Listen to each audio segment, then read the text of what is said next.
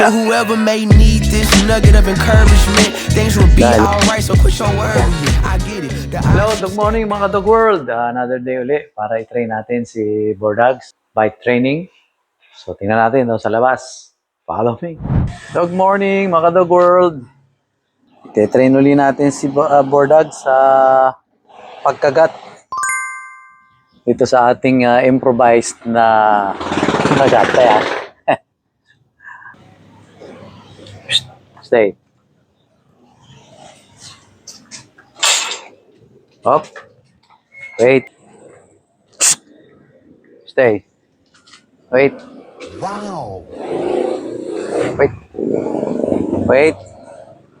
Oh, come. Come. Come on. Come on. Come on. Yeah. Yeah.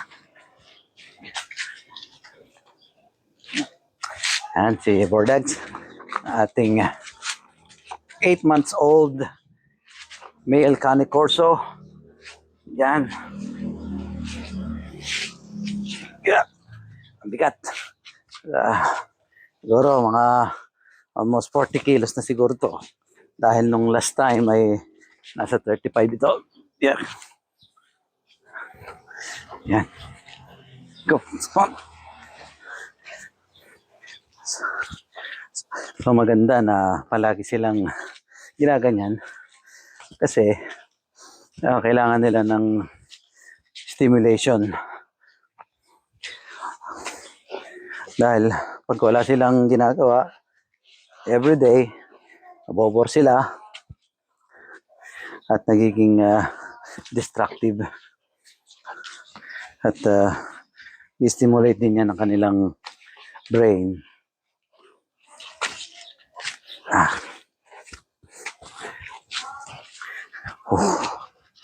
Hop. Hop.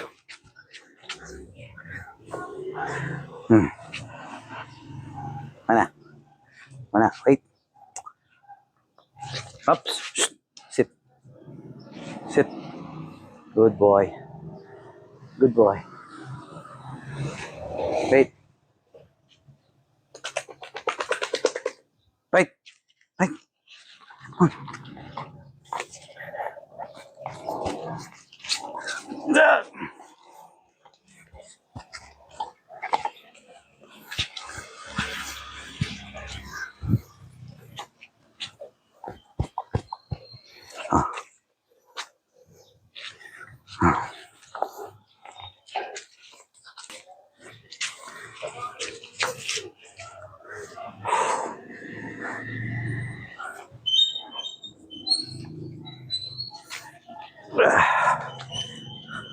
Bukod sa brain stimulation, siyempre yung physical exercise. Bukod dito, siyempre naglalakad kami na medyo mahaba-habang lakad. Lagi ko rin siyang pinatatakbo-takbo dito.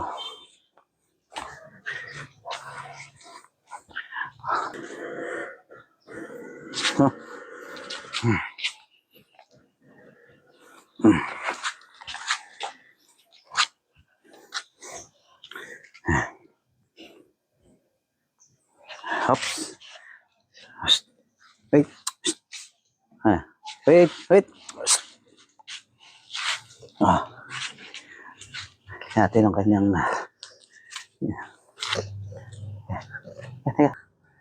razor bite ang Alex.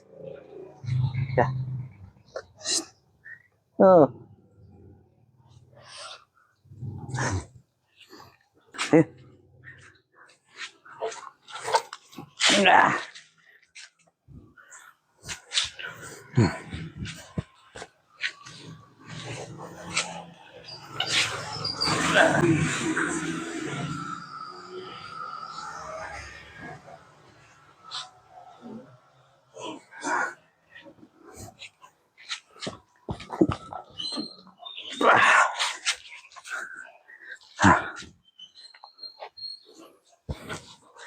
Yan, mga ka-Dog World.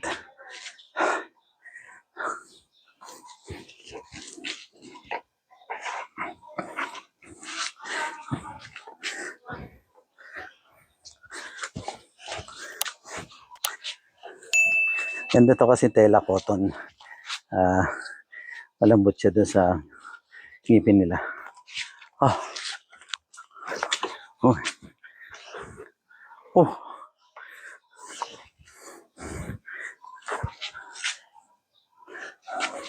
Hop, hop.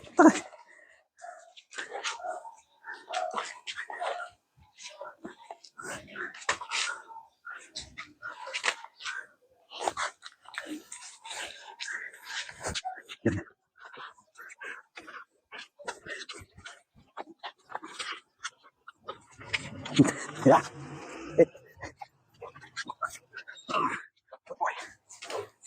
Yeah. Wah. Udah.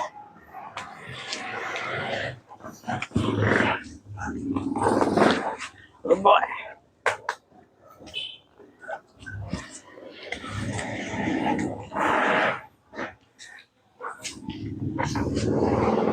Okay. Mana? Okay mga ka-Dog World, so yun yung ating ginawang training kay Bordags. Nakita nyo kung gaano siya ka-intense sa kanyang bike training. At samahan nyo uli ako sa susunod na training natin. So doon sa mga iba na hindi pa nakasubscribe, mag-subscribe na kayo para sa mga susunod nating video. So sa next training uli mga ka-Dog World, bye-bye!